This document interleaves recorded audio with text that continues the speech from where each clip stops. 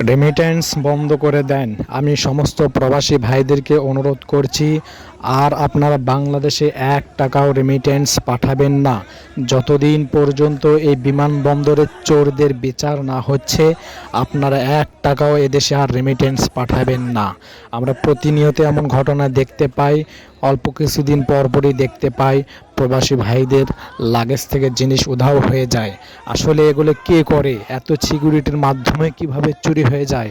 আমি তো মনে করি এই বিমানবন্দরে সবগুলোই চোর, এর সঙ্গে সবাই জড়িত আছে। তা না হলে চোরদেরকে কেন তারা ধরতে পারে না? এত সিকিউরিটির মাধ্যমে কিভাবে চুরি হয়ে যায়? আপনারা প্রবাসী ভাইরা এক হন, প্রতিবাদ করেন, রেমিট্যান্স বন্ধ করে দেন। প্রিয় দেশবাসী, আপনারাও প্রবাসী ভাইদের দিকে একটু খেয়াল রাখেন। দেখেন, আমরা প্রায় এমন ঘটনা দেখতে পাই, এমন ঘটনার সাক্ষী হই। আমি প্রবাসী ভাইদেরকে অনুরোধ করব, যতদিন এই চোরদের বিচার না হচ্ছে আপনারা প্রতিবাদ করতে থাকেন, রেমিট্যান্স এদেশে পাঠানো বন্ধ করেন। আর কত দেখব প্রবাসী ভাইদের আর্তনাদ, কত দেখব? এই প্রবাসী ভাইদের রক্তচোষা পশুদের কি বিচার এদেশে হবে না? আমরা কি বিচার পাবো না?